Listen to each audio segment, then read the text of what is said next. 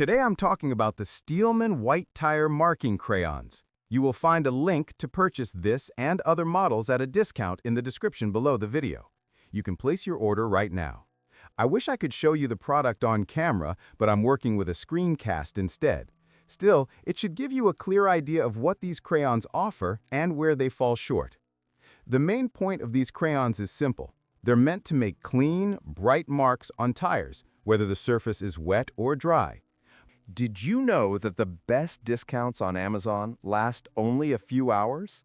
That's why I launched 2 channels where I publish the highest discounts on Amazon products in real time every day. Follow the link in the description and subscribe to our Threads and Telegram channels right now to consistently save money on your everyday purchases. Most shops use them during inspections, repair notes, rotations, and quick checks. Steelman sells them in a box of 12, and the sticks are the standard mechanic shop shape. Nothing fancy, just solid chunks of marking wax meant to survive daily use. The first thing you notice with this model is the texture. The wax feels firm, not crumbly. That matters because some cheap crayons break down fast or smear too much. These hold their shape better, so you're not losing half a stick after a few presses. The white color shows up well on black rubber, even when the surface is dusty or damp. It's easy to read markings from a distance, which is exactly what mechanics need when sorting or staging tires. But the marks aren't perfect. When the tire is fully wet, you still need 1 or 2 passes to get a clear line. It sticks, but not instantly.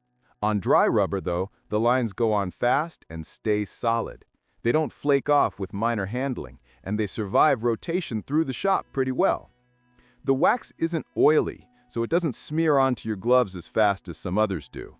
The size of each crayon is practical. They're long enough to last a while, but short enough to sit easily in a pocket. The downside is that there's no wrapper or holder. After some use, the edges grind down and your fingers pick up residue. Mechanic crayons are known for this, but a thin wrapper would help keep hands cleaner. If you're in a shop all day, the buildup gets annoying. Durability is decent.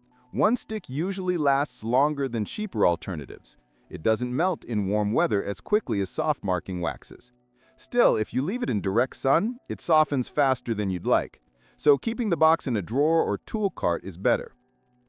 The box itself is simple cardboard. It protects the crayons but won't survive being tossed around in a busy shop. If you plan to carry them constantly, it might be worth moving a few sticks into a small pouch or tool pocket. What stands out most is the visibility of the marks.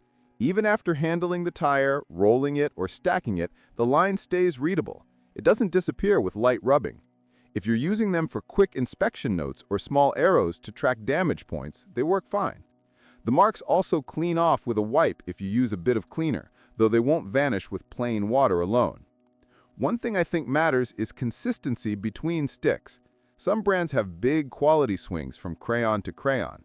These are more stable. The hardness and marking texture stay roughly the same across the whole box. For a tool that's basically a chunk of wax, consistency makes a bigger difference than you might expect. These crayons aren't high-tech, and they don't need to be. They do the job, they're reliable enough for shop use, and the cost per stick is fair. They're not perfect on very wet surfaces, and the lack of a wrapper means messy fingers. But for marking tires quickly and clearly, they perform well. If you want something simple that works without fuss, these make sense. If you need perfect marking on soaked tires, you might want a paint marker instead.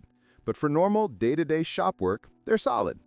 If you found this overview helpful, hit like and subscribe.